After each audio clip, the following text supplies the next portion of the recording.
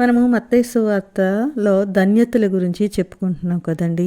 మత్తయి సువార్త 5వ అధ్యాయము 3-12 భాగానికి మనకి 9 ధన్యతలు కనిపిస్తాయి. దీనికి సమానం అర్థం ఇచ్చే బీటిట్యూడ్ అనే ఇంగ్లీష్ పదము బిటస్ అనే లాటిన్ పదం నుండి అనువదింపబడింది. ఇది దీవెన అని చెప్పవచ్చు. యేసుక్రీస్తు యొక్క విశ్వాసులుగా ఉన్న ప్రతి ఒక్కరూ ఈ ధన్యతలను పొందుకునే ప్రయత్నము చేయాలి. అప్పుడే ఆయన అనుచరులుగా మనకి ఒక గుర్తింపు ఉంటుంది. ఆయనను కలిగి ఉన్న ప్రతి ఒక్కరిలో ఈ జీవిత విధానము అంతర్లీనంగా దాగి ఉండాలి. ఈ ధన్యతల్లో ఉన్న ముందు భాగం, అదే ఏది ధన్యతను తెస్తుందో ప్రతి క్రైస్తవుడు దాన్ని అనుభవించాలి. చూడండి, ఏది ధన్యత మనకి ఇస్తుందో యేసుక్రీస్తు వారు స్పష్టంగా మనకి చెప్పారు. ఆత్మ విషయమై దీనత్వము, దుఃఖపడ్డ, సాత్వికము, నీతి కొరకు ఆకలి దప్పులు కలిగి ఉండుట, కనికరము కలిగి ఉండుట, హృదయశుద్ధి కలిగి ఉండుట, సమాధానం కలిగి ఉండడము, నీతి నిమిత్తము హింసింపబడుట, ఇవన్నీ కూడా మన జీవితాల్లో మనము అనుభవించి ఆ ధన్యతలను పొందుకోవాలి. వీటిని లోకము ఎగతాళి చేస్తుంది, వెక్కిరిస్తుంది, మనల్ని వెర్రివాళ్లుగా చేస్తుంది. కానీ వీటి వల్ల మనము దేవుని ఆశీర్వాదాలను అనుభవించగలము.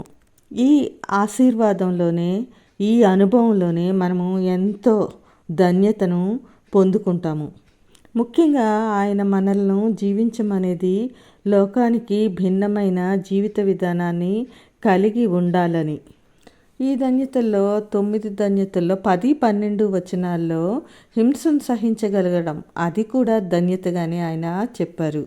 అయితే చాలామంది ధన్యత అంటే ఈ లోకంలో అనుభవించే సంతోషాలు, ఆనందాలు, సుఖాలు, భోగభాగ్యాలు, ఇవన్నీ మేము అనుభవిస్తున్నాం కదా, మేము ధన్యులమే అని అనుకుంటారు. అవన్నీ కాదండి. నిజంగా ధన్యులు అనేది ఏంటంటే దేవుడు మన గురించి ఏమనుకుంటున్నాడో తెలియజేస్తుంది. అందుకే ధన్యులు అనే పదం యొక్క ప్రాముఖ్యము మాటల్లో వివరించలేనిది. దేవునిచే ఆశీర్వదింపబడితే వచ్చే ఆనందం, వాళ్ళు పొందే ఆ అనుభూతి, ఇదే భిన్నమైన ఆనందం. ఈ లోకంలో ఏ ఆనందము దానితో సరితూగలేవు. ఈ ధన్యతలన్నింటిలో 3 రకాల అంశాలు దాగి ఉన్నాయి. ఉదాహరణకి మొదటిది చూసుకుంటే ఆత్మ విషయమై దీనులైన వారు ధన్యులు.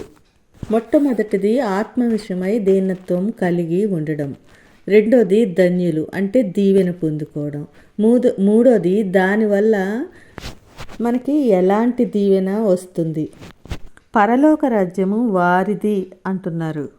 ఒక్క మాటలో చెప్పాలంటే ఈ ధన్యతలు మన భవిష్యత్తులో మనం పరలోక ఆశీర్వాదాలను అనుభవించడానికి, అది ఒక ఆధ్యాత్మిక ఆశీర్వాదము.